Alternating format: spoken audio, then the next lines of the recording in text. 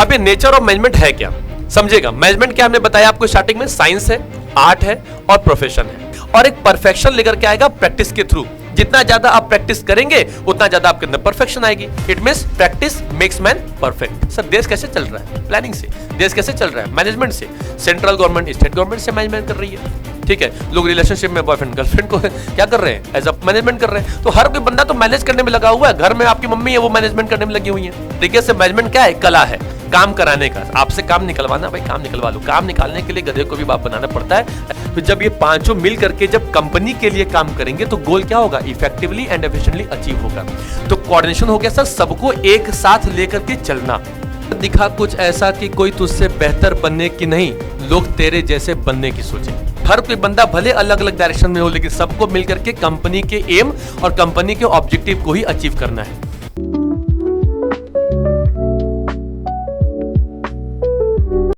जय हिंद बच्चों, कैसे हैं आप सभी? मैं सौरभ उपाध्याय आप सभी का हार्दिक अभिनंदन एवं स्वागत करता हूं आपके अपने चैनल कॉम्बैट हब में। बच्चों, हम लोगों ने पहली वीडियो में एज अ बिजनेस स्टडीज के लिए class 12 chapter number 1 nature and significance of management के खास करके मैनेजमेंट के उन सारे पहलुओं को देखा जो बेसिकली हम लोग के लिए ज्यादा इंपॉर्टेंट होते हैं, सीबीएसई बोर्ड के नजरिए से भी और आपके पढ़ाई से भी। तो पार्ट 2 में जो हम लोग आज वीडियो में लेकर के आए हैं बच्चों, वो क्या है? बेसिकली हम लोग पढ़ेंगे सर मैनेजमेंट के नेचर के बारे में। अभी तक आप लोगों ने पढ़ा मैनेजमेंट क्या है, मैनेजमेंट किस तरीके की एक्टिविटी है, मैनेजमेंट कौन करता है, मैनेजमेंट करने के क्या बेनिफिट्स हैं, मैनेजमेंट करने के क्या लॉसेस तो फिलहाल कोई नहीं बताता। लेकिन मैनेजमेंट क्या होता है कि मैनेजमेंट एक पर्टिकुलर क्या है, एक आपके ऑर्गेनाइजेशनल के गोल को अचीव करने के लिए इफेक्टिवली और एफिशिएंटली अचीव करने के लिए जो भी प्रोसेस किया जाता है वो मैनेजमेंट है। हम मैनेजमेंट एक तरीके से हर चीजों को प्रॉपर तरीके से मैनेज करते हैं, चाहे वो हमारी ऑर्गेनाइजेशन स्मॉल हो, बिग हो, प्राइवेट कंपनी हो, गवर्नमेंट कंपनी हो, हर तरीके की कंपनी हो। आज की वीडियो में बच्चों हम लोग डिस्कस करने वाले हैं मैनेजमेंट के नेचर के बारे में। मैनेजमेंट के नेचर 3 तरीके से बेसिकली डिफाइन किए जाते हैं।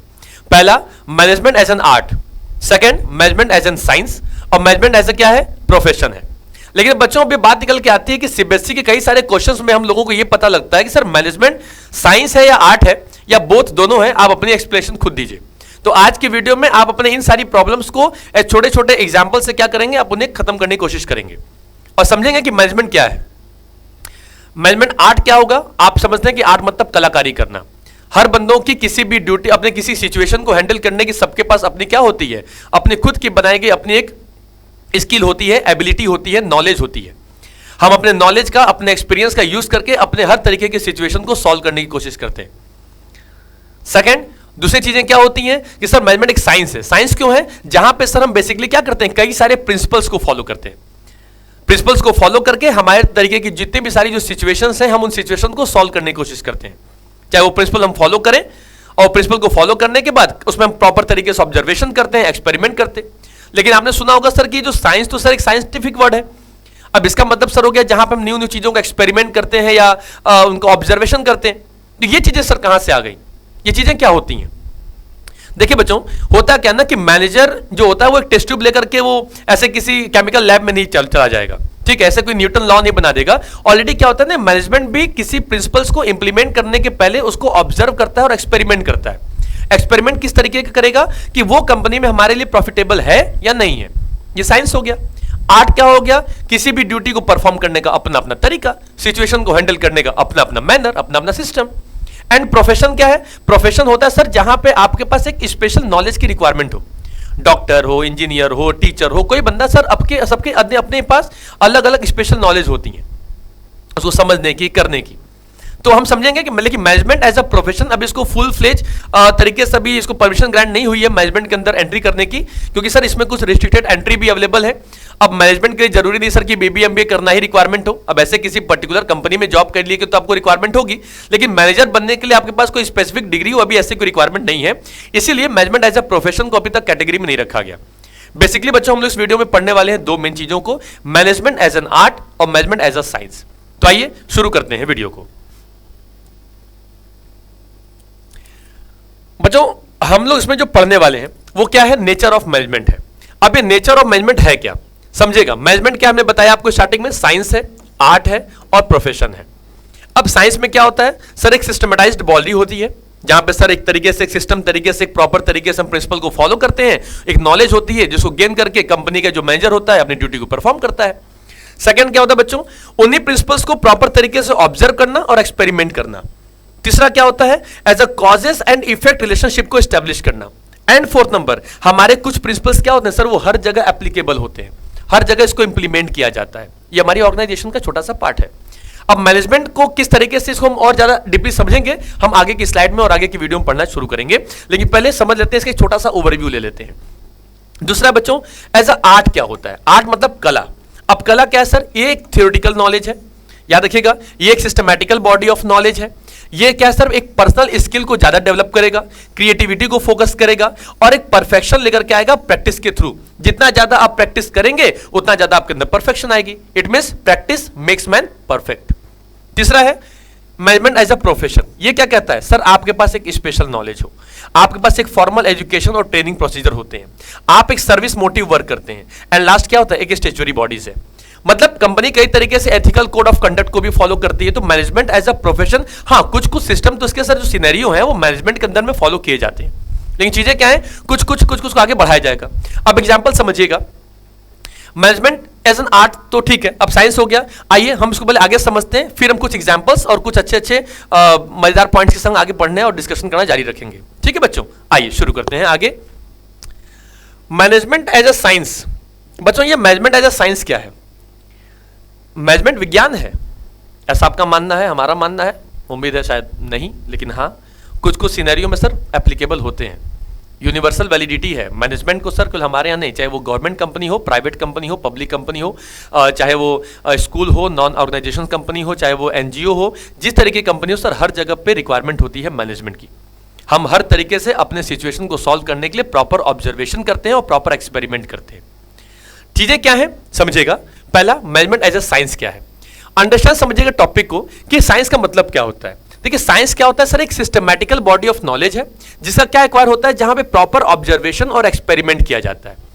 आई बस में जहां पे प्रॉपर ऑब्जर्वेशन और एक्सपेरिमेंट इंक्लूड होते हैं ना, वहां पे साइंस होता है। तो मैनेजमेंट में भी क्या है, किसी प्रिंसिपल को इंप्लीमेंट करने के पहले हम प्रॉपर ऑब्जर्व करते हैं और एक्सपेरिमेंट करते हैं। जैसे मान लीजिए मेरे पास कोई प्लान है, उस प्लान को हमने अपने कंपनी में लगाया, ठीक है, तो वो कंपनी में हमारे लिए सक्सेस होगा कि नहीं होगा ये कौन देखेगा, ये तो मैनेजर ही देखेगा ना। तो लेकिन पहले हम प्लान के लिए हम क्या देखेंगे, उसके कई सारे दो तरीके से इफेक्ट्स देखेंगे, या तो पॉजिटिव देखेंगे या तो नेगेटिव इफेक्ट्स देखेंगे।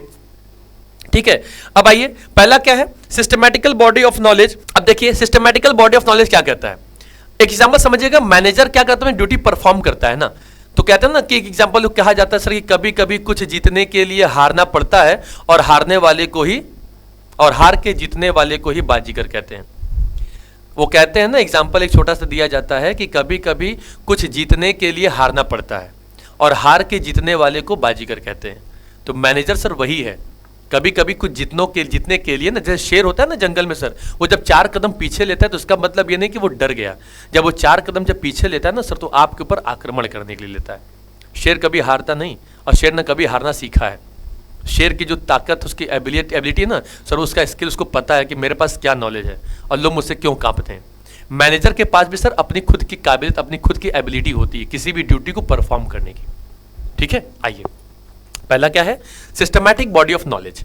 साइंस क्या है सर, एक सिस्टमैटिकल बॉडी ऑफ नॉलेज है, मतलब सर क्या है, एक छोटा सा प्रोसेस है, उन प्रॉपर तरीके से प्रोसेस को और प्रिंसिपल्स को फॉलो करना है, और जिस तरीके से हम प्रिंसिपल्स को और प्रोसेस को फॉलो करेंगे हमारी कंपनी क्या होगी, कॉस्ट एंड इफेक्टिव। अब सोचिए, जितना ज्यादा आप किसी कंपनी में इंसेंटिव प्रोवाइड करेंगे उतना ज्यादा क्या होगा, उस कंपनी की जो प्रोडक्टिविटी है वो क्या हो जाएगी, वो इंक्रीज हो जाएगी। ऑब्वियसली सी बात है, मतलब इंसेंटिव बढ़ाओ और प्रोडक्टिव पाओ, तो प्रोडक्टिविटी क्या हो जाएगी, चेंज आपके पास इंक्रीज हो जाएगी। तो ये हो गया कॉज एंड इफेक्ट रिलेशनशिप हो गया। सेकेंड बच्चों, ऑब्जर्वेशन एंड एक्सपेरिमेंटेशन। अब देखो जितने भी जो साइंटिफिक प्रिंसिपल्स होते हैं वो फर्स्ट क्या होते हैं, डेवलप होते हैं थ्रू ऑब्जर्वेशन के थ्रू। मैंने आपको स्टार्टिंग में भी बताया कि कंपनी का जो मैनेजर होता है ना सर, वो हर तरीकों से हर चीजों को प्रॉपर तरीके से ऑब्जर्व करेगा, एनालिसिस करेगा, वो जानने की कोशिश करेगा कि वो हमारी कंपनी के लिए फ्रूटफुल है भी या नहीं है। उसी के साथ साथ कंपनी क्या करती है, अगला पॉइंट सर यूनिवर्सल वैलिडिटी। इसको समझ गए होंगे आप कि साइंटिफिक प्रिंसिपल्स क्या होते हैं, वो डेवलप करते हैं चीजों को ऑब्जर्वेशन के साथ में, एक्सपेरिमेंटेशन के साथ में, और जिस तरीके से वो अपने सारे कंडीशंस को, सारी सिचुएशंस को हैंडल कर पाते हैं। साइंस का भी काम कुछ ऐसा ही होता है, एक्सपेरिमेंट करना, ऑब्जर्वेशन करना। अब सोचिए वो न्यूटन वाले भाई साहब पेड़ के नीचे बैठे थे, पता नहीं क्या आया, उसी समय उनके पास में एक जाके वो फ्रूट गिरा या कोई फल गिरा, सेब गिरा, लोग कहते हैं सेब गिर गया, ठीक है, उन्होंने देखा कि भाई ऐसी क्या चीज़ है जो सर ऊपर से नीचे टपक रही है, नीचे से ऊपर क्यों नहीं जा रही है। अब भाई उनका एक अलग मैटर है, ठीक, उसके बाद उन्होंने न्यूटन लॉ बना दिया दुनिया भर का, ठीक है, जो भी वो कर दिया। अपने कॉमर्स वाले तो सर साइंस वाले बिल्कुल डिफरेंट ही है, ठीक है, अच्छा है सर हमारे यहाँ कुछ गिर पड़ नहीं रहा है, हम तो सर नॉर्मली क्या है, बस मार्केट में कुछ प्रॉफिट कमाना है, प्रॉफिट कमाना है, ठीक है, प्रॉफिट कमाएंगे, चीजों को प्रॉपर मैनेज करेंगे। सर देश कैसे चल रहा है? प्लानिंग से। देश कैसे चल रहा है? मैनेजमेंट से। सेंट्रल गवर्नमेंट स्टेट गवर्नमेंट से मैनेजमेंट कर रही है, ठीक है, लोग रिलेशनशिप में बॉयफ्रेंड गर्लफ्रेंड को क्या कर रहे हैं, एज अ मैनेजमेंट कर रहे हैं। तो हर कोई बंदा तो मैनेज करने में लगा हुआ है। घर में आपकी मम्मी है वो मैनेजमेंट करने में लगी हुई है, ठीक है, हॉस्पिटल में जो डॉक्टर है वो चीजों को मैनेजमेंट करने में लगा हुआ है। आपके सर बाकी चीजों में आप देखिए ना, हर जगह पे क्या है, कोई रिलेशनशिप को मैनेज करने में लगा हुआ है, किसी कहीं टूट रहा है, कहीं किसी कुछ हो रहा है, कहीं कुछ हो रहा है, ठीक है। तो ये हर जगह क्या मैनेजमेंट का एक छोटा सा एक ग्रुप है, एक बना हुआ एस्पेक्ट बना हुआ है, उसी को हम पढ़ने वाले हैं। यूनिवर्सल वैलिडिटी का मतलब होता है बच्चों, जहां पे कुछ प्रिंसिपल्स क्या होते हैं वो हर जगह फॉलो किए जाते हैं। यूनिवर्सल मतलब केवल हमारी इंडिया में नहीं, हमारी कुल इंडिया की जो छोटी छोटी जो स्मॉल स्केल कंपनियां हैं या मीडियम स्केल कंपनियां हैं वहां पे नहीं sir, all types of organisation, चाहे वो मिडिल हो, चाहे वो लोअर हो, चाहे वो अपर हो, हर तरीके की ऑर्गेनाइजेशन में रिक्वायरमेंट होती है मैनेजमेंट की। और मैनेजमेंट एज अ साइंस अपनी भूमिका, अपना रोल क्या होता है, निभाता रहता है। आइए अब इसके स्क्रीनशॉट लीजिए और फिर हम आगे बढ़ते हैं। अब बच्चों आइए अगला पॉइंट क्या है, मैनेजमेंट एज एन आर्ट। अब ये मैनेजमेंट एज एन आर्ट का मतलब क्या हो गया, अब समझिए। अब मैनेजमेंट एज एन आर्ट क्या है? मैनेजमेंट एक कला है। अब कला के रूप में सर मैनेजमेंट कैसे माने? भाई एक म्यूजिक टीचर से सीखने वाले 40 तरीके के बच्चे, अब म्यूजिक टीचर तो एक ही तरीके का राग सिखा रहा है, एक ही तरीके की टोन सिखा रहा है, सब कुछ सिखा रहा है, लेकिन 40 बच्चे जो सीखते हैं वो बिल्कुल सबके डिफरेंट होते हैं। ऐसा क्यों? सबके गाने की, सबके परफॉर्म करने की जो एबिलिटी होती है वो क्या होती है, बिल्कुल एक दूसरे से डिफरेंट होती है। ऐसा क्या? ये कला है ना सर। बुक एक है, हर टीचर के पढ़ाने की जो एबिलिटी, हर टीचर के पढ़ाने की जो काबिलियत सबकी बिल्कुल डिफरेंट होती है। हर टीचर अपने अपने स्किल का, अपने नॉलेज का, अपने एक्सपीरियंस का यूज करके बच्चों की नॉलेज को गेन करता है, मतलब बच्चों नॉलेज को क्या करता है, इंक्रीज करता है। वो हर चीजों को प्रॉपर तरीके से मैनेज कर रहा है। अब मैनेजमेंट क्या है? आइए, आर्ट है। एक जो पेंटर होते हैं, जो आर्टिस्ट होते हैं, वो कैनवास में रंग भरते हैं, लेकिन जो मैनेजर होता है वो एम्प्लॉय की जिंदगियों में रंग भरते हैं। अब एम्प्लॉय की जिंदगियों में रंग भरने का मतलब सर, एम्प्लॉय की जिंदगी में रंग भी भरते हैं और कभी कभी उसको बहुत ज्यादा स्ट्रेसफुल भी बना देते हैं। तो एक तरीके से मैनेजमेंट क्या है? कला है, काम कराने का। आपसे काम निकलवाना, भाई काम निकलवा लो। काम निकालने के लिए गधे को भी बाप बनाना पड़ता है, ऐसा लोग कहते हैं, आपने सुना भी होगा। ये वही चीजें हैं। तो भाई काम निकलवाना है, किस तरीके से काम निकलवाना है, ये हमारा मैनेजमेंट का एक्टिविटी परफॉर्म करके बताने वाला है। आइए सेकंड नंबर का nature, management as an art क्या है? कला क्या है? इसको कहते हैं सर कलाकारी। हमारा कला थोड़ा बिगड़ गया।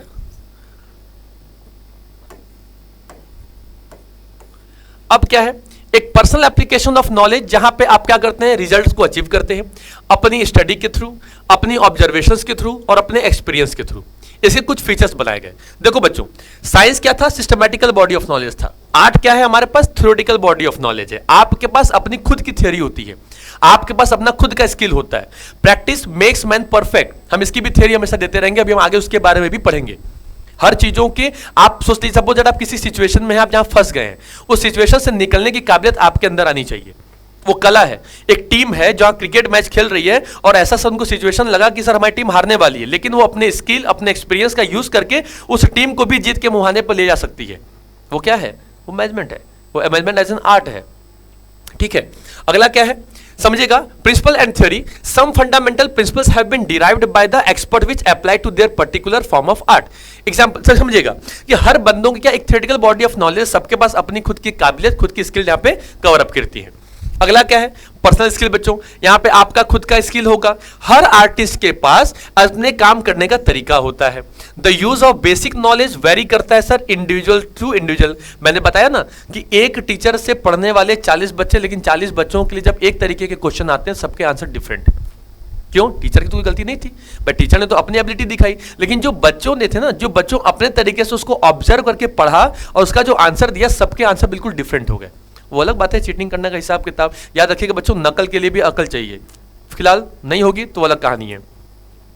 Problems for reaching the result और the goal which they are willing to achieve differs. हाँ देखिए, गोल सबके अलग अलग तरीके से होंगे, लेकिन हर गोल को अचीव करने के सबके टारगेटिंग तरीके से हर बंदों का ड्यूटी परफॉर्म करने का तरीका अलग है। पहले हमारे देश में सोचिए कितने प्रधानमंत्री हुए, हर प्रधानमंत्री ने अपने अपने काबिलियत, अपने स्किल, अपने नॉलेज से देश को चलाया। आज की डेट में हमारे प्रधानमंत्री नरेंद्र मोदी हैं, अपने देश को 2014 से लेकर 2025 तक लेते आए। इस 11 साल में कितने ज्यादा फॉरेन इन्वेस्टमेंट हमारी कंपनी में आई, कंट्री में आई, कितना ज्यादा स्मॉल स्केल इंडस्ट्री को डेवलप किया गया, कितनी छोटे मोटे हर तरीके के लोगों को रोजगार मिला, एम्प्लॉयमेंट जनरेट हो रहा है, हर तरीकों की चीजों को प्रमोट तो किया जा रहा है, समझाया तो जा रहा है। तो हर तरीके से किसी कंट्री को चला, देखिए वहां पे कंट्री चला रहे हैं अपनी स्किल, अपनी काबिलियत के हिसाब से। आज वो है, कल कोई और आएगा। उत्तर प्रदेश में योगी बाबा है, वो अपने तरीके से चला रहे हैं। हर ऑफिस का जो मैनेजर होगा अपने तरीके ड्यूटी परफॉर्म कर रहा है। टाटा साहब की अलग कंपनी चल रही है, इन्फोसिस की कंपनी अलग चल रही है, विप्रो कंपनी अलग चल रही है, रिलायंस इंडस्ट्री अलग चल रही है। तो भाई हर कोई बंदा तो अपने अपने तरीके से कंपनी को ऑब्जर्व कर रहा है, एक्सपेरिमेंट कर रहा है, चला रहा है। तो सबके ऑलरेडी क्या है, सबके अपनी खुद की थ्योरी है, खुद की थ्योरेटिकल नॉलेज है, अपनी अपनी स्किल से अपनी कंपनी को रन करते हुए चले जा रहे हैं और अपने गोल को इफेक्टिवली एंड एफिशिएंटली अचीव कर रहे हैं। अगला क्या बच्चों, क्रिएटिविटी। अब सबकी क्रिएटिविटी बिल्कुल क्या है, अपने किसी अल्टीमेट गोल को अचीव करने के लिए आपके पास जो थ्योरेटिकल नॉलेज है उसकी हमेशा क्या करते रहना, प्रैक्टिस करते रहना। एंड परफेक्शन थ्रू क्या है, practice. Practice makes man perfect. Major Dhyan Chand साहब को कहा जाता है हॉकी का जादूगर। उनके समय में सर कहानी एक मोटिवेशन की बात निकल के आती है कि सर कि जब वो अपनी प्रैक्टिस किया करते थे ना, तो वो रेल की पटरियों पे वो हॉकी के बॉल को लेकर के लगातार चला करते थे। आई बात समझ में?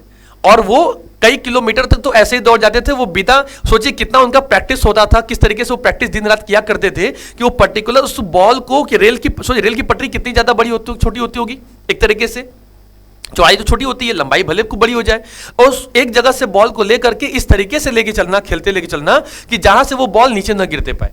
सोचिए उस बंदे को कितना तरीके से लगा होगा। एक पॉइंट आपने और सुना होगा कि सर एक तरीके का एक मैच चल रहा था, जब एक सचिन तेंदुलकर साहब क्रिकेट खेल रहे थे और उनके जो बॉलर एक आया, बॉलर ने आकर के सचिन तेंदुलकर विकेट ले लिया। अब सचिन जी का विकेट लिया तो सचिन साहब जा रहे थे पवेलियन तरफ अपने कैबिन बैठने के लिए, तो वो बॉलर उनके पास आया बड़ी खुश होकर के, अरे साहब हमने आपको आउट कर लिया, आप अपना ऑटोग्राफ दे दीजिए। ऑटोग्राफ क्या दिया, ऑटोग्राफ देने के बाद तुरंत वो गए और उस बॉल पे लिख दिया कि ये दिन तुम्हारी जिंदगी में कभी दोबारा नहीं आएगा। और इसके बाद क्या लगा होगा आप लोगों को कि सचिन तेंदुलकर घर गए होंगे और जाकर के सो रहे होंगे, फर्स्ट क्लास पिज्जा बर्गर खा रहे होंगे? शायद आपका आंसर होगा नहीं सर, जाकर के प्रैक्टिस किया, अपने आप को परफेक्ट बनाया। और आपको बिलीव बताऊं, उस साल से लेकर के आज के साल तक, जब तक सचिन तेंदुलकर खेले, उनके रिटायरमेंट तक होने तक में, वो बॉलर जिंदगी में दोबारा कभी विकेट नहीं ले पाया। क्यों नहीं ले पाया? और वो बॉलर का नाम क्या था, ये मैं आपके ऊपर छोड़ता हूं, इसका आंसर आपको अच्छे से पता होगा और आप जानते भी होंगे। आप क्रिकेट लवर्स हैं और मुझे अच्छे से जानकारी है, आप इसका आंसर जरूर उसको कमेंट में बताइएगा। अगला क्या बच्चों, प्रैक्टिस मेक्स मैन परफेक्ट। अब एक सोचिए, एक डांसर है जो अपने डांस की प्रैक्टिस पर डे एवरीडे कम 2 से 4 घंटा वो डेली प्रैक्टिस करती है, तो सर क्या वो एक ना एक दिन अच्छे दिन खूब बढ़िया डांसर नहीं बनेगी? एक सिंगर जो रियाज कर रहा है डेली अपने कई सारे रागों का, क्या वो एक दिन जाकर के अच्छा सिंगर नहीं बनेगा? बिल्कुल बनेगा। तो क्या है, प्रैक्टिस। प्रैक्टिस से क्या होता है, आदमी परफेक्ट बनता है। हम लगातार कंटिन्यूसली कोशिश कर रहे हैं, आप आज पढ़ते रहिए सर, कल आपके दिन में ब्रिलियंट बनेंगे। तो अपने गोल को अचीव करना होगा ना। तो मैनेजमेंट में क्या होता है, एक ऑर्गेनाइजेशन में गोल को अचीव करने का एक अच्छा खासा हमारे पास पावर होता है। आइए आगे बढ़ते हैं बच्चों। अगला पॉइंट है सर, आता हमारे पास कि मैनेजमेंट एज अ प्रोफेशन क्या है। प्रोफेशन किसे कहते हैं या प्रोफेशन क्या होता है? प्रोफेशन मतलब सर किसी ड्यूटी को परफॉर्म करने के लिए ना आपके पास एक स्पेशल नॉलेज का होना। टीचर के पास अपनी खुद की नॉलेज होती है, एक स्पेशल नॉलेज होता है, तब जाके वो टीचर बनता है। क्लास में 40 बच्चे हों, 400 बच्चे हों, सबको डील करना होता है। एक राजनेता भी होता है सर, उसके पास भी एक स्पेशल नॉलेज होता है सर, लोगों को अट्रैक्ट करने का। मोदी जी के पास यूं ही दुनिया पागल नहीं होती, या सारे जो देश हैं वो ऐसे पागल नहीं हो रहे हैं, और कहीं ना कहीं तरीके से वो देश का चुनाव तो जीत ही रहे हैं। हर तरीके से वो काबिलियत है लोगों को अट्रैक्ट करने की, तो वो स्पेशल नॉलेज उनके पास भी है, हमारे पास भी है, आपके पास भी है। हर बिजनेस के सक्सेसिव गोल को अचीव करने के लिए क्या होता है, सबके पास एक स्पेशल नॉलेज होता है। एक स्पेशल नॉलेज एग्जिस्ट होना, स्किल होना, एक पर्टिकुलरली किसी कोड ऑफ कंडक्ट को फॉलो करना, सर ये हमारे कंपनी की सबसे बड़ी क्या है, भूमिका है। आइए समझिए क्या है। एक ग्रुप ऑफ इंडिविजुअल्स है सर जो ओबे कर, जो मानते हैं किसको, एथिकल स्टैंडर्ड्स को, और होल्ड करते हैं themselves out and are accepted by the public as having special knowledge and skill. जो आपके पास स्पेशल नॉलेज और स्किल है सर, इसका यूटिलाइजेशन करना। अब सर मैनेजर, बस आपको मैं कह दूं कि आप कल से मैनेजर बन गए तो आप मैनेजर बन जाएंगे क्या? सोचिए अगर एक तरीके से एक ऐसा कोई बंदा, 2 तरीके के बंदे हुए, एक बंदे ने प्रॉपर तरीके से प्लानिंग किया, प्रॉपर ऑब्जर्व किया, प्रिंसिपल को फॉलो किया, एक आर्टिस्ट तरीके से अपने स्किल का नॉलेज का यूज किया, और एक बीबीए एमबीए के पर्टिकुलर डिग्री लेकर के कंपनी को मैनेज करने किया। वो ज्यादा अच्छे से कंपनी मैनेज करेगा या दूसरा बंदा जो जिसने सोचा है बस ठीक है मैं तो मैनेजर हूं, मेरे पापा तो ऑलरेडी मैनेजर है, उनके हटने के बाद तो ऑलरेडी मुझे ही मैनेजर बनना है, और वो बंदा बिना किसी नॉलेज बिना किसी एक्सपीरियंस के मैनेजर गद्दी पे बैठ गया। अब बताइए दोनों में से इफेक्टिव और एफिशिएंसी तरीके से कंपनी कौन मैनेज कर सकता है? ऑफ कोर्स आपका आंसर होगा पहला वाला। ये वही है सर, एक प्रोफेशन का एक स्पेशल नॉलेज एग्जिस्ट करना, उस कोड ऑफ कंडक्ट को फॉलो करना। डॉक्टर के पास एमबीबीएस की डिग्री रिक्वायरमेंट है, वरना सर हर कोई नहीं सर इंजेक्शन लेके दौड़ता रहेगा लगवान लगाने के लिए। होता ना, जैसे कि बचपन में मुझे एक डॉक्टर ने सुई लगा दिया, ठीक है, तो जब सुई लगाया तो मैं बहुत रोया। अब रोने के बाद सीधे क्या है सर, मैंने मम्मी से बोला भाई ठीक है अब अगली बार क्या करूंगा कि जैसे मैं बड़ा बनूंगा मैं डॉक्टर बनूंगा, और डॉक्टर बन के सबसे पहले उसी डॉक्टर को क्या करूंगा, पहले सुई भोंकूंगा। सीधी सी बात है। अब ये चीजें क्या है, एक प्रॉपर तरीके से मैनेजमेंट की एक्टिविटी चल रही है ना, ठीक है, वो एक अलग हंसी मजाक है, लेकिन चीजें क्या है सर, एक दिमाग का सिनेरियो ना, एक स्पेशल नॉलेज चाहिए। इंजीनियर के लिए सर आईआईटीएन होना इंपॉर्टेंट है, आईटीआई से आपका डेवलप होना होगा, ठीक है। आइए लॉयर के लिए सर आपके पास एलएलबी का डिग्री होना ये मैंडेटरी है, एक स्पेशल नॉलेज है अपनी ड्यूटी को परफॉर्म करने के लिए, ठीक। वैसे मैनेजमेंट में प्रोफेशन की कोई जगह नहीं है फिलहाल तो, क्योंकि रेस्ट्रिक्टेड एंट्री है। साफ साफ मतलब है सर कि जरूरी नहीं है कि हमारे कंपनी में मैनेजर बनने के लिए आपको एक स्पेशल डिग्री ही आपके पास अवेलेबल हो, कोई बंदा चाहे तो वो मैनेजर बन सकता है। इसीलिए मैनेजमेंट एज अ प्रोफेशन जो है वो रेस्ट्रिक्टेड एंट्री बनाया गया है, ठीक है। स्पेशल नॉलेज है बच्चों क्या है, जितने सारे प्रोफेशंस होते हैं बेस्ड होते हैं एक well defined body of knowledge होती है सर, जो कैन बी एक्वायर की जाती है एक इंस्ट्रक्शन के अकॉर्डिंग। अगला होता है बच्चों सर्विस मोटिव। बेसिकली सबके सारे जो काम डॉक्टर क्या करता है, आपको सर्विस देता है, सर्विस चार्ज लेता है। टीचर आपको सर्विस देता है, एजुकेशन देता है, उसका चार्ज लेता है, ठीक है। तो जितने सारे जो बंदे आपके लिए जो सर्विस आपके लिए केस लड़ेगा कौन, वकील, तो वो आपको सर्विस दे रहा है ना, तो सर्विस के बदले आपसे चार्ज लेता है। तो इनका मेन मोटिव होता है सर्विस प्रोवाइड करना, न कि बहुत ज्यादा प्रॉफिट अर्न करना। आइए आगे बढ़ते हैं। अगला कह रहा है sir existence of ethical codes, एक तरीके से एथिकल कोड्स को फॉलो करना। देखिए हर कंपनी के लिए क्या डूज हैं क्या डोंट्स हैं ना, ये फॉलो करना पड़ता है। सबके अलग अलग सिनेरियो बनाए गए हैं, ठीक है। अब डॉक्टर होगा सर, डॉक्टर की पहचान कैसे करते हैं, जो बंदा सफेद कलर का कोट पहन के आया होगा वो डॉक्टर हो गया, जो बंदा काले कलर का कोट पहन के आ रहा होगा चल रहा होगा सर उसको वकील मान लेते हैं। अब टीचर के लिए भाई हर एक स्कूल का हर एक इंस्टीट्यूशन का एक अलग अलग वैल्यू होती है। अब सर यहाँ पे सीएम लिखा हुआ है, इसका मतलब ये थोड़ा ना मैं उत्तर प्रदेश का सीएम बन गया या मध्य प्रदेश का सीएम बन गया। सीएम सर मतलब कॉम्बैट है। अब कॉम्बैट हब, जहां कॉम्बैट हब रहेगा सर वहां पे हम सब रहेंगे, ठीक। कॉम्बैट हब मतलब हम सब। आइए अगला क्या है, ethical codes. Every profession there are set of ethical codes हैं जो फिक्स्ड बाय प्रोफेशनल होते हैं, ठीक। और ये सबको बाइंड, सबके लिए बाइंडिंग है सर कि वो सारे प्रोफेशनल्स क्या करेंगे, उस प्रोफेशन में रहने वाले लोगों को फॉलो करना मैंडेटरी है, ये प्रोफेशन की रिक्वायरमेंट है। अगला पॉइंट क्या है बच्चों, रिस्ट्रिक्टेड एंट्री। रिस्ट्रिक्टेड मतलब क्या हो गया समझिएगा, अभी मैंने आपको बताया ना कि any one can be appointed as a manager in a business enterprise. कोई भी बंदा अपॉइंट हो सकता है एज अ मैनेजर हमारी कंपनी में या बिजनेस इंटरप्राइजेस में, regardless of their formal education और ट्रेनिंग बैकग्राउंड इन मैनेजमेंट। जरूरी नहीं कि उसके पास भाई बहुत ज्यादा ट्रेनिंग हो ना हो। मैंने बताया ना कि मैनेजर कोई बन सकता है सर, मैनेजर आप मैनेजमेंट कर सकते हैं अगर आपके पास अच्छी खासी काबिलियत स्किल है, आपके पास डिग्री नहीं है चलेगा, लेकिन आप एक मैनेजर बन सकते हैं। इसलिए प्रोफेशन की रिस्ट्रिक्टेड एंट्री है मैनेजमेंट में, और इसको अभी तक फुल फ्लेज अभी तक नहीं मिला हुआ है हमारे मैनेजमेंट की जगह में। इसलिए मैनेजमेंट को दो ही चीज है, या तो साइंस है या तो आर्ट है, ठीक। तो दोनों को आप एक्सप्लेन कर पाएंगे अच्छे तरीके से। आइए हम आगे बढ़ते हैं। बच्चों कोऑर्डिनेशन क्या होता है? कोऑर्डिनेशन सर सबको एक साथ लेकर के चलने का प्रोसेस हो गया, सबको एक साथ लेकर के चलना कोऑर्डिनेशन है।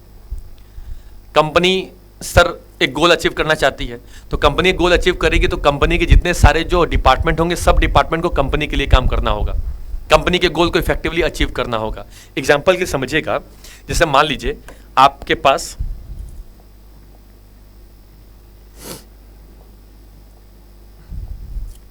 अब मान लीजिए आपके पास कौन हो गया, पहला परचेस डिपार्टमेंट, ठीक। दूसरा कौन हो गया sir as a production department. तीसरा कौन हो गया sir as a sales department. इसके ऊपर भाई साहब बैठे हैं का नाम है सर फाइनेंस डिपार्टमेंट, ठीक है। सेल डिपार्टमेंट हो गया, एक बंदा हो गया सर मार्केटिंग डिपार्टमेंट। अब सोचिए अगर ये बंदा अपना काम करे, ये अपना काम करे, ये अपना काम करें, ये अपना काम करें, ये अपना काम करें, और इनका डायरेक्शन अलग, इनका डायरेक्शन अलग, इनका डायरेक्शन अलग, इनका अलग, इनका अलग, क्या कंपनी अपने सारे गोल को अचीव कर पाएगी? आंसर होगा नहीं कर पाएगी ना। क्या करना होगा, एक साथ चलना होगा। तो जब ये पांचों मिल करके जब कंपनी के लिए काम करेंगे तो गोल क्या होगा, इफेक्टिवली एंड एफिशिएंटली अचीव होगा।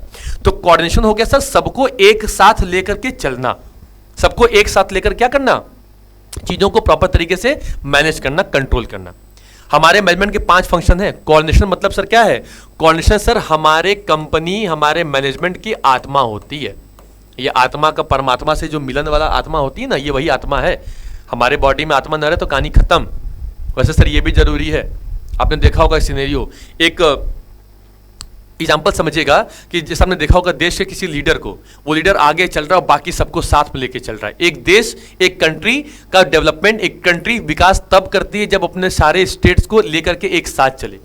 एक bank, reserve bank of India इतना ज्यादा क्यों फेमस? को सारे बैंकों को एक साथ लेकर के चल रही है। सभी बैंकों को एक साथ देखना, एक साथ लेके चलना, ये कोऑर्डिनेशन है। कोऑर्डिनेशन एक साथ लेकर के चलना हो गया। क्या है समझिएगा, coordination is the energy that connects all the other function of management. ये सारे मैनेजमेंट के फंक्शंस को कनेक्ट करती है। कितने सारे फंक्शंस होते हैं बच्चों, समझिएगा। पहला हमारे पास क्या होता है? As a planning. दूसरा हमारे पास क्या होता है? As a organising. तीसरा हमारे पास क्या होता है? As a staffing. चौथा हमारे पास क्या होता है? As a directing. एंड पांचवा हमारे पास क्या होता है? As a controlling. अब सोचिए, अगर ये पांचों फंक्शन अगर अपने अलग तरीके से काम करें तो एक मूवी बनाने के लिए, एक सोचिएगा, एक बंदे को मूवी बनानी है, ठीक है, तो सबसे पहला क्या चाहिए? एक डायरेक्टर क्या करेगा? स्टोरी लाइन लिखेगा, ठीक। अब डायरेक्टर भाई क्या करेगा? प्लान बनाएगा ना भाई कि किस कैसी स्टोरी होगी, कैसे तरीके से पब्लिक को पसंद आएगी। तो प्लानिंग का काम क्या हो गया? स्टोरी बनाना, डायरेक्टर काम हो गया। फिर जो एचआर टीम होगी वो क्या करेगी? जो एक्टर होंगे, ठीक, या जो एक्ट्रेस होंगे उनको क्या करेगी? अपॉइंट करेगी, मतलब उनको सेलेक्ट करना है। तो रिसोर्सेस कलेक्ट कहां से कौन करेगा? ऑर्गेनाइजिंग करेगा, ठीक है। जो स्टाफ टीम हो गई, अब स्टाफ टीम का काम क्या होता है सर? एज स्टाफ को कलेक्ट करना, भाई उनकी क्या लायबिलिटी होगी, कौन किस तरीके से क्या काम करेगा, ये क्या होगा? स्टाफ की, भाई वो स्टाफ की रिक्वायरमेंट होगी। अगला कौन हो गया बच्चों? डायरेक्टिंग। ये क्या हो गया? अब कौन एक्टर और एक्ट्रेस होंगे, इनका काम क्या होगा? जो सपोर्टिव डायरेक्टर होंगे वो क्या करेंगे? एक्टर एक्ट्रेस को बताएंगे भाई कि आपको ड्यूटी क्या करनी होगी, मतलब आपको इंस्ट्रक्शन देंगे, आपको मोटिवेट करेंगे, आपको इंस्पायर करेंगे। समझ रहे हैं? ये सारी चीजें कहां आएंगी? डायरेक्टिंग में आएंगी। और कंट्रोलिंग क्या होगा सर? ये देखेगा कि प्रॉपर तरीके से कितने बजट में मूवी बन रही है, क्या काम हो रहा है, जो प्लानिंग हुआ वो अभी तक सक्सेस हुआ कि नहीं हुआ, ये सारा काम कौन करेगा? ये हमारा कोऑर्डिनेशन ही करता है। अब सोचिए, एग्जांपल यहीं पे लीजिए कि अगर स्टोरी कुछ और हो, एक्टर एक्ट्रेस उसके ऊपर काम ही ना करें, और जो सपोर्टिव स्टाफ, जो ऑलरेडी स्टाफ बैठा हुआ वो ऑलरेडी अपने अलग डायरेक्शन में काम कर रहा है, और जो जिनको इंस्पायर करना है, मोटिवेट करना है, और क्या बोलता है कि इंस्ट्रक्शन प्रोवाइड करना है, और वो सब बंदे सब बिल्कुल अलग अलग डायरेक्शन में काम कर रहे हैं, और बजट पता ही नहीं क्या काम करना। तो क्या कंपनी का, क्या उस मूवी बन पाएगी? क्या नहीं मूवी बन पाएगी? नहीं बन पाएगी तो क्या होगा? ये आपका वैल्यू आ गई। एंड लास्ट पॉइंट क्या बच्चों? कंट्रोलिंग। कंट्रोलिंग क्या होता है? हर चीजों को प्रॉपर तरीके से, डेविएशंस को देखना। जो हमने प्लानिंग किया था उस प्लानिंग के अकॉर्डिंग हमारा टारगेट अचीव हुआ कि नहीं हुआ, ये कंट्रोलिंग काम होता है। आइए फटाक से पढ़ लेते हैं इसको। It is the common strand that runs through all actions such as per production, purchase, finance and sales to assure perpetuity in the functioning of the establishment। किसी भी ऑर्गेनाइजेशन के अंदर, चाहे वो प्रोडक्शन हो, परचेस हो, फाइनेंस हो, sales हो, सबको एक साथ होकर चलना है, सबको एक साथ लेकर के आगे बढ़ना है। एंड कोऑर्डिनेशन क्या है? एक बेस है, प्राइमरी फंक्शन है किसका? एवरी मैनेजमेंट मैनेजर का। सर हर मैनेजर की ड्यूटी होनी चाहिए कि इंप्लॉय और एम्प्लॉयर के बीच में अच्छा खासा क्या हो? कनेक्शन हो, ठीक है। बिजनेस में क्या होता है ना कि हर कोई बताता है सर कि हम आपके साथ हैं, हम आपके साथ हैं, लेकिन अपना वही होता है जो आपके बुरे समय में भी आपके संग खड़ा रहे। हर कोई अपने ऑब्जेक्टिव गोल को अचीव करने न जाए। आइए समझिए क्या है ऑर्गेनाइजेशन वर्किंग इंडिपेंडेंट तरीके से काम कर सकें। इसको स्क्रीनशॉट लीजिए तो आगे बढ़े। फिर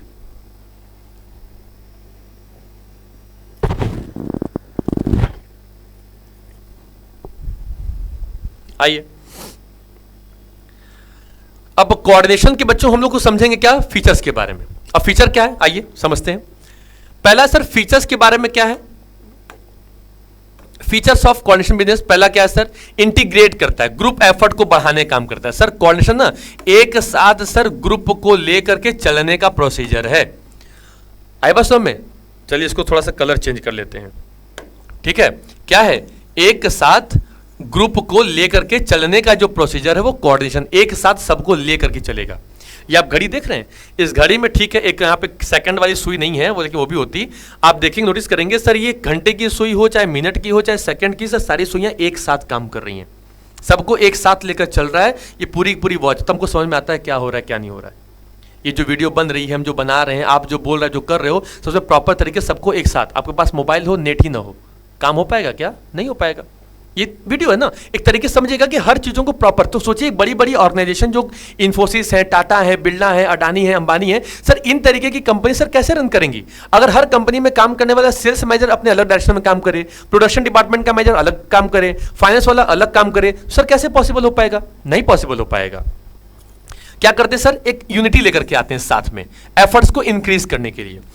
एक कंडीशन क्या सर, सबको हर दिन, ऐसा नहीं सर कि हमने आज सबको एक साथ ले लिया और कल सब सब बिछड़ गए, ठीक है, बिछड़ गए, सब लोग अलग चले गए। एक कुंभ का मेला लगा, कुंभ के मेले में सब सब अलग अलग भाग गए, तो भाई ये वहां बिछड़ना नहीं है, एक कंटिन्यूअस प्रोसेस है। कोऑर्डिनेशन सर आज की डेट में ऐसा नहीं कि हम लोग आज मिलकर बैठ के काम कर लिए और कल की डेट में हमारा कोई जरूरत नहीं, हमारी कोई रिक्वायरमेंट नहीं।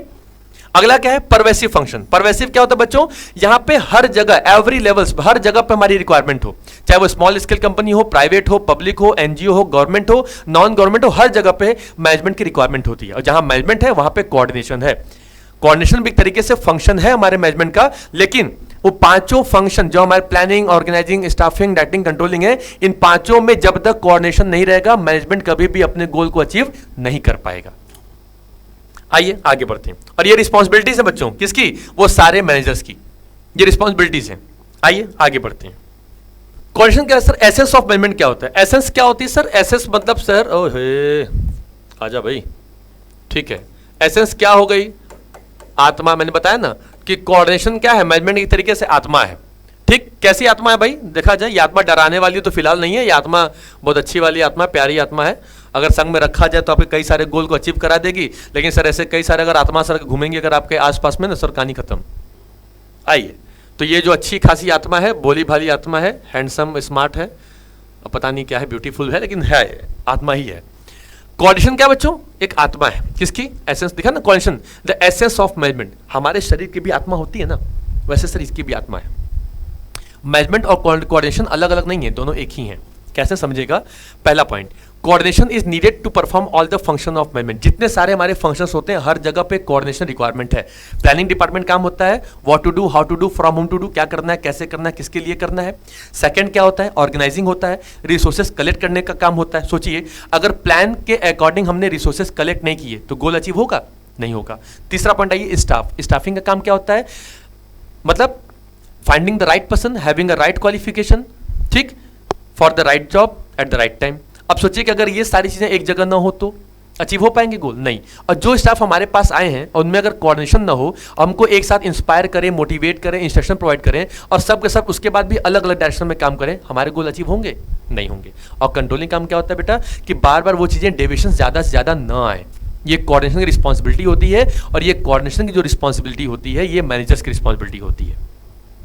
क्या है? देख लिखा हुआ है, पढ़ लीजिए। In short, planning coordination require है sir between the objective and available resources के साथ। ऑर्गेनाइजिंग क्या होता है सर? प्लान के अकॉर्डिंग रिसोर्सेज को कलेक्ट करिए और स्ट्रक्चर को डेवलप करिए। तीसरा, स्टाफिंग क्या होता है? ये रिक्वायर करता है सर स्किल्स को और एबिलिटीज को जो परफॉर्म करेगा जॉब के लिए।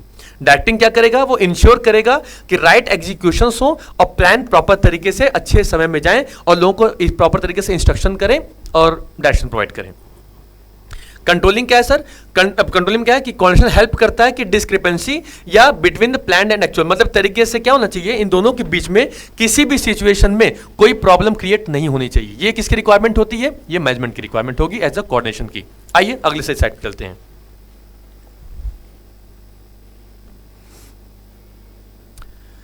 सेकेंड नंबर पॉइंट बच्चों, कोऑर्डिनेशन क्या है? देखिए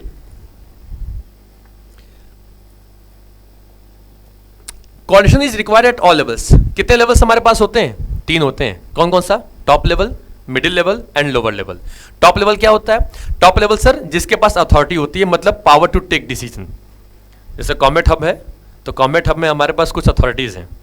वो अथॉरिटी में से सबसे पहले नंबर पे जो व्यक्ति आता होगा वो नाम बाद में मैं सजेस्ट करूंगा, बताऊंगा, लेकिन फिलहाल अभी इसको आगे कंटिन्यू करते हैं कौन मालिक है कौन नहीं है। ठीक है, हम लोग भाई तो नौकर आदमी है, बस काम कर रहे हैं, डायरेक्शन जो मिला काम कर रहे हैं। अब सोचिए हमारे पास क्या है? कोऑर्डिनेशन तरीके से काम क्या करता है? 3 लेवल हुए। जो टॉप लेवल काम होता है सर ऑब्जेक्टिव डिसाइड करना, प्लान्स बनाना, उस प्लान्स को फॉर्मुलेट करना और इंप्लीमेंट करने की रिस्पॉन्सिबिलिटी जो होती है वो होती है as a secondary level of management, जिसको क्या बोलते हैं? As a middle level of management कहते हैं। एंड लास्ट पॉइंट कौन होता है बच्चों? As a lower level management. ये कौन होता है? सुपरवाइजर हो गए या जो फोरमैन हो गए, ये वो होते हैं। आइए क्या करना होगा समझिए। टॉप लेवल जो रिक्वायर करता है कोऑर्डिनेशन को, सर की सारी एक्टिविटीज को एक साथ लेकर चलना। मिडिल लेवल क्या करता है बच्चों, एज अ सारी एक्टिविटी जो डिफरेंट डिपार्टमेंट्स हैं उनके अंदर प्रॉपर तरीके से कनेक्ट किया गया या नहीं किया गया। एंड तीसरा पॉइंट क्या हो गया, lower level integrate the activities of workers cover करता है।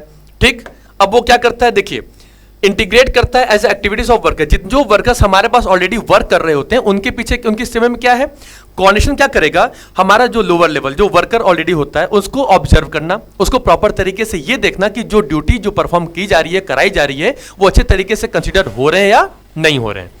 अगला पॉइंट है क्या बच्चों, coordination is the most important function. भाई बिल्कुल, अगर कोऑर्डिनेशन नहीं है तो कंपनी कभी भी अपने गोल को इफेक्टिवली और एफिशिएंटली अचीव नहीं कर पाएगी। क्यों, रिक्वायरमेंट है सर कोऑर्डिनेशन में क्या होना चाहिए सर, कि जो मिनिमम कॉन्फ्लिक्ट्स हो, अगर हम प्रॉपर तरीके से कोऑर्डिनेशन लेके चलेंगे बच्चों, प्रॉपर प्लानिंग करके चलेंगे तो हम कभी भी हारने वाले नहीं, हमेशा क्या होंगे, हमारे गोल अचीव हो जाएंगे। आइए आगे बढ़ते हैं, इसको आप स्क्रीनशॉट ले लीजिए।